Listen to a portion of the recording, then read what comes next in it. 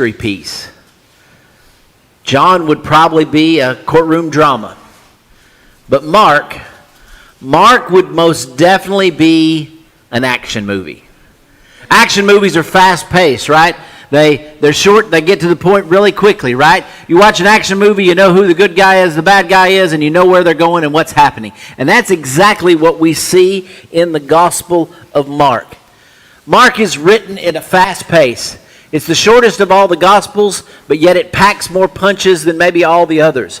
Mark is designed to be a gospel that introduces people to Jesus Christ. And in essence, it is the introductory gospel. It helps people to understand who Jesus is. If Mark had a crutch word, it would be the word immediately. 42 times Mark uses the word immediately in the text. Now, those 42 times are the original Greek word, which literally means to hurry up. And sometimes the translators will translate it immediately every time, and sometimes they'll switch it around because I think they were thinking, man, he's using this word a lot. We'll have to use something different. Just to show you how many times Mark uses the word immediately, 42 times. In the rest of the Bible, that's twice as much. In other words, Mark uses the word immediately twice as much as it's used in the rest of the Bible. Because Mark is a gospel that is introducing people to Jesus Christ. Mark was used and oftentimes as, if someone knows very little about Christ, it is the one that's given. The style of Mark is written with words and action in mind. Words like amazed, astonished, terrified. 90% of Mark is found in the other Gospels. It doesn't really break any new ground, but yet it uses all those stories and all those things, condenses them down, shortens them down, edits them down, much like if you think about how an action movie that was based on a book does, in order to get the quick action. You see that reflected in the immediate text at the beginning in Mark chapter 1, verses 27 and 28. It says, all those who were amazed debated among themselves, what is this? A new teaching with authority. He commands even the unclean spirits, and they obey him. And immediately the news spread about him everywhere in the surrounding districts of Galilee. Look at that. They were amazed, right? There's an exclamation point. A new teaching with authority. And immediately, do you see the pace and the style of Mark? You see, this was done, as we said, to introduce people to the gospel. Mark, unlike the other gospel writers, doesn't reference the Old Testament. In fact, there's only one Old Testament reference that Mark himself uses. Now, other times you'll see him quoting Jesus, who's quoting the Old Testament, but Mark seems to shy away, unlike like Matthew, who introduces it, John, who uses a lot of Old Testament quotes. Mark doesn't. In fact, Mark goes out of his way to make sure that someone who wasn't Jewish would understand what's going on in the text. For example, in Mark chapter 7 and verses 3 through 4, in describing the situation there, he goes in great detail to talk about how the Pharisees and the Jews do not eat unless they carefully wash their hands, observing the traditions of elders. And when they come from the marketplace, they do not eat unless they cleanse themselves. And there are many other things that they have received in order to observe, such as the washing of cups and pitchers and copper pots. To the Jewish people, they would know this. This is their culture. This is their heritage. But to an outsider, these issues would be something they wouldn't understand. So Mark makes sure to explain them. Mark is very good about translating certain words and phrases. For example, Mark chapter 5, verse 1. When Jesus heals the little girl, he says to her, Talia cum, which translated means, little girl, I say to you, get up.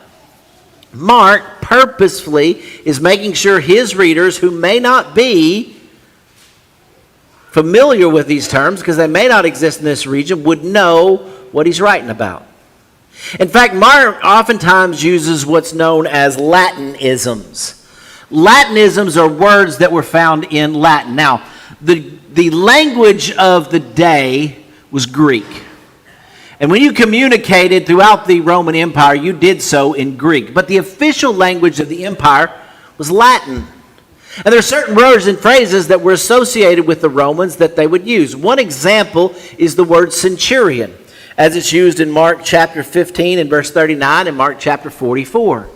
The title of centurion refers to a specific office in the military. It is a term that was unique to the Romans, and he uses that unique term. Literally, it's transliterated into there. There are several other phrases that Mark uses that we might not notice because they're being translated again, but he specifically uses that term that would have been more comfortable for Roman readers. In fact, Clement of Alexander, one of the early church fathers in the 2nd century, says the book of Mark was written by request, a request of the Roman people to find out more about Jesus Christ. And we see that reflected in how he writes. It's a gospel that can be used to introduce someone who may not know anything about Jesus, the very basic story of the gospel.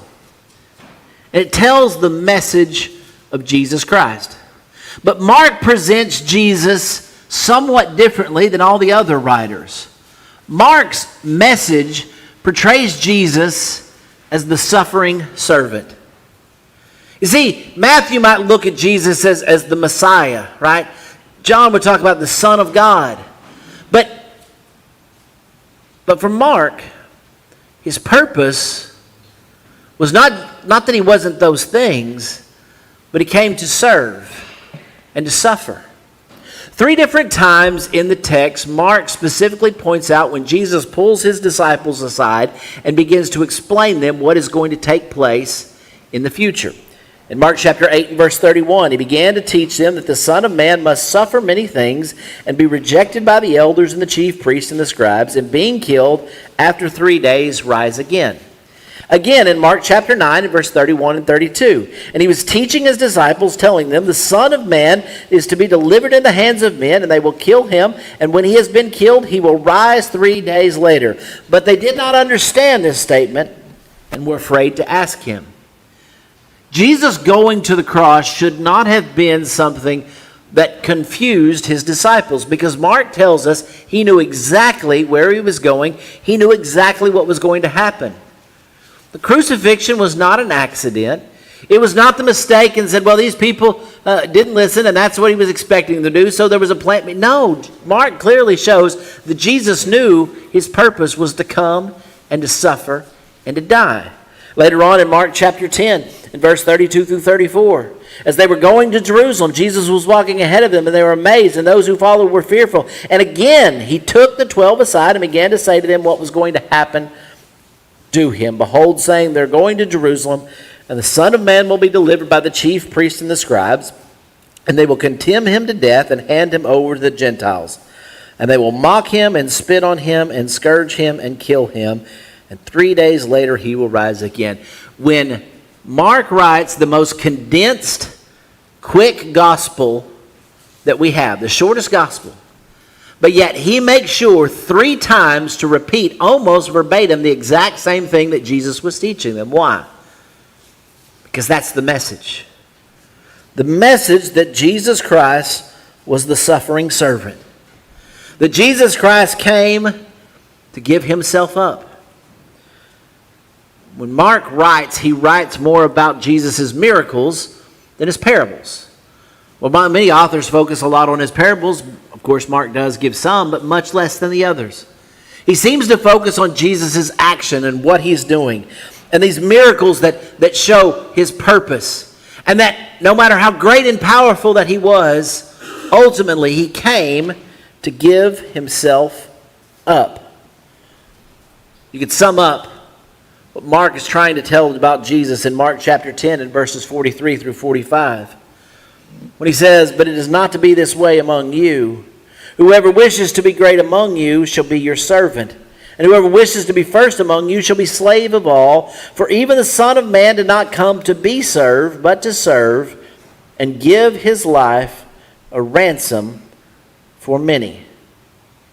You see, Mark's focus is more on action than teaching. It's showing that he came to suffer. He came to sacrifice. And you can see this message being built up through the story.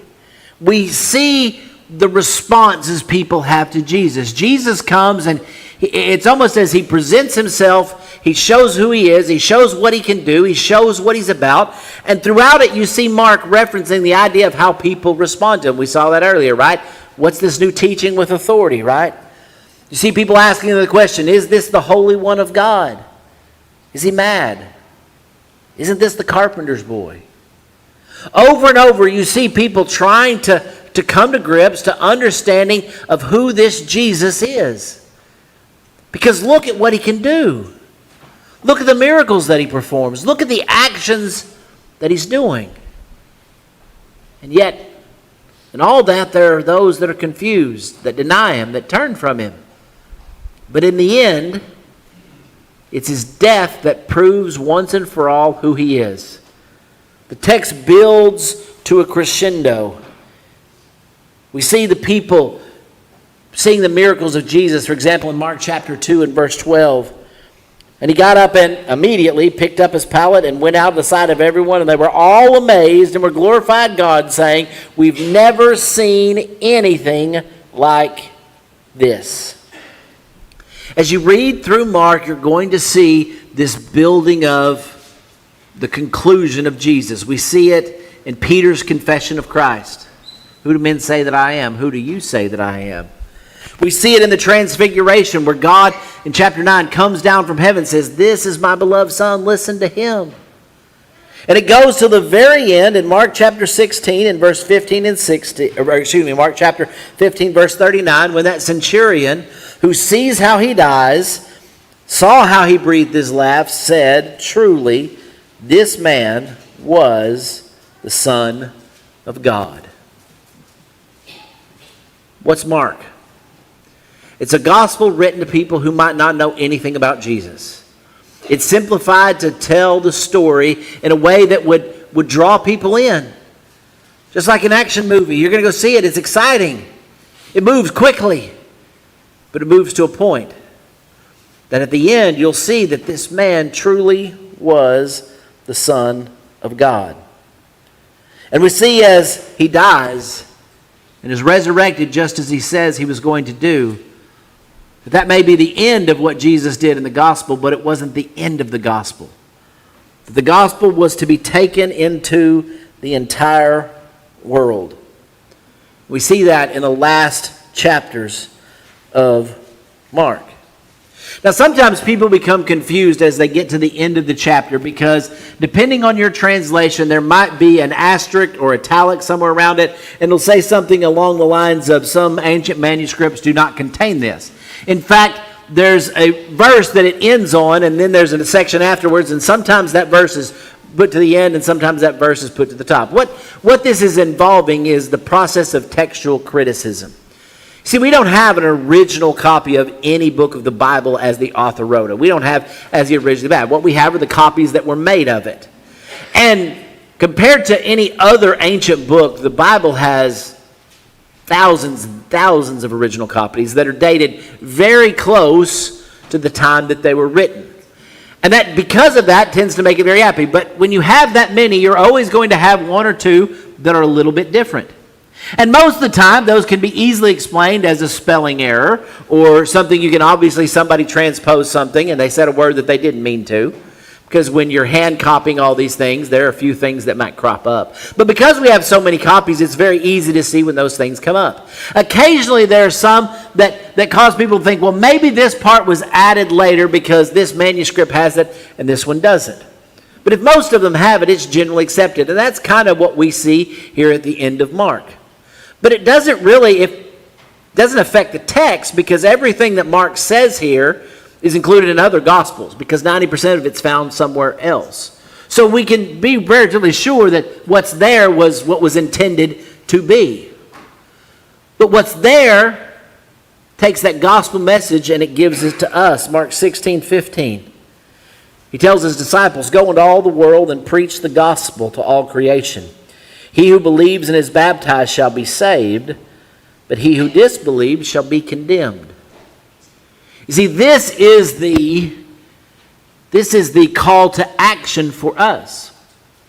As Jesus is portrayed as a man of action, that suffering servant who came to to sacrifice himself. He came to live and die and be raised again. He now tells his disciples to go and take that message to the world. And in verse 20, we see that they did. And they went out and preached everywhere. And the Lord was with them and confirmed the word by the signs that followed. See, he gave his disciples the same means that he proved himself through the miracles that he did. That's why Mark focuses on these miracles, because they prove beyond a shadow of a doubt Jesus was who he claimed to be. He was the Son of God. And his followers have that same power. They were given those same miracles to go and confirm that word, so the message would be secure for everyone. Mark is the simplest, the quickest, yet it is one of the most powerful of all the Gospels. We call it that, a gospel, as a designation of the story of the life of Jesus Christ. But there's probably no book that better fits that idea, the good news, the gospel, than Mark. That Jesus Christ can change lives. That the story of Jesus is something that should change us all. That the Son of God came to suffer, to serve, to die for us. And that he who believes and is baptized shall be saved. There's hope. There's redemption. And it's found in the power of the gospel. Paul would later write in 1 Corinthians chapter 15 and verses 3 through 4, "For I delivered to you as of first importance what I received, that Christ died for our sins according to the Scripture, that he was buried, and he was raised on the third day according to the Scriptures." I can't help but think that when Paul penned these words, he had those teachings of Jesus from Mark on his mind, of first importance, of primary importance. What's the most important thing? Right? You're adapting something to an action movie, you say, we got to get the most important thing, right? When Mark writes his gospel, what do I want people who are wanting to know about Jesus, what do I want to tell them? The most important thing. He came. He lived. He died. And he was raised again. The most important thing, the gospel.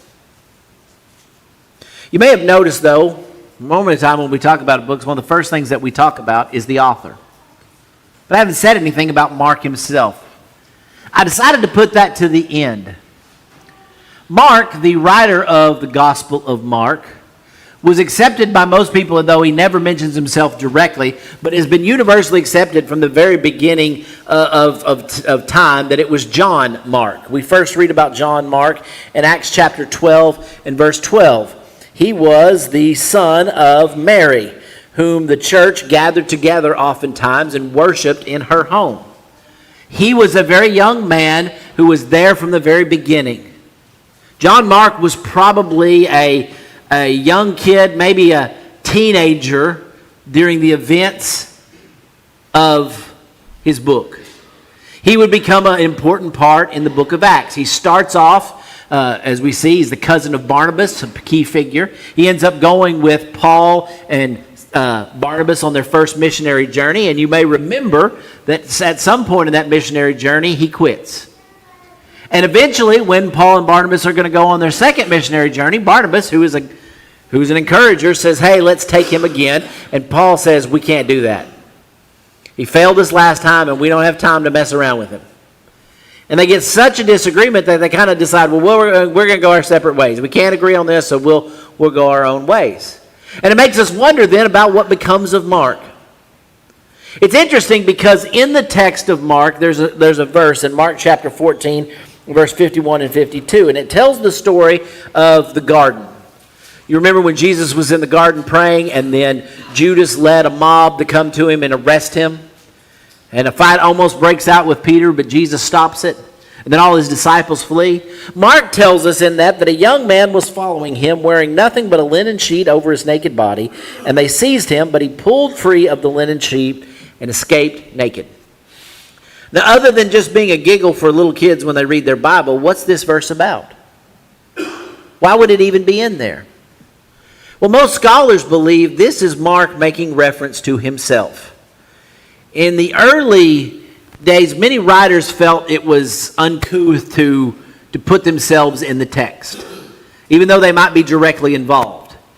But Mark did this seemingly on purpose. He tells this story about a young man. The word here would be describing about the age that he was. He was probably with the disciples when they left that upper room, when they went there, because that was probably the same place where he grew up. He probably got out of bed to follow them, wearing nothing but his night clothes. And when all this goes down, he's scared, he's terrified, and like the other disciples, he runs. And he's so scared that when they grab him, he literally runs out of his clothes to get away. Why would Mark want us to know that? Well, what do we know about Mark? Well, he quit, didn't continue. But later on, we see Mark still useful. Paul would refer him to that way. Peter would refer to him in 1 Peter chapter 5 and verse 13 when he says, "The chosen together with you send greeting, as does my son Mark." Now, Peter could literally be talking about his son who was also named Mark. But more than likely, he's talking about John Mark, who at that time was helping Peter. We can infer that from some of the other texts when Paul mentions Mark and some of the things going on. We don't know for sure, but that seems to be the case. That he's using this term not literally but figuratively, as he is the guy who's there for me. In fact, history tells us that Mark wrote his gospel from Peter's perspective. That many of the events and the things that he includes, he interviewed and talked to Peter. And we can see how Mark's gospel very much paints Peter in a different picture. He's not that same out there leader. In fact, Mark seems to subdue him and only tends to point out the things when he messed up and not the things when he did greater. Maybe Mark's writing from Peter's perspective because he was a lot like Peter as well. What do we know about Peter? Well, the night he betrayed him, 3 times he said, "I don't know the man." But yet Jesus still had a plan for him. Mark was gung-ho to help with this early church. "I'll go and be there for you." But when the times got tough, he quit. But he came back. Why would Mark write such a powerful message about the gospel? Because what at the heart is the gospel? It's redemption. It's when we've messed up. It's when we've failed. It's when we've denied. There's still hope. Because Jesus Christ died, was buried, and raised again. We can die to our mistakes. We can bury them and have them washed away. And we can arise from the watery grave of baptism to a newness of life. Early people wanted to know what's so special about Jesus. What's so special about his story? Tell us this story of Jesus. Why is it so important? Paul would say it's of first importance, of primary importance, because on it, everything else changes. Because of what Jesus has done, it calls us to something greater. It gives us hope. No matter what we did, no matter who we were, there is redemption found in Jesus Christ.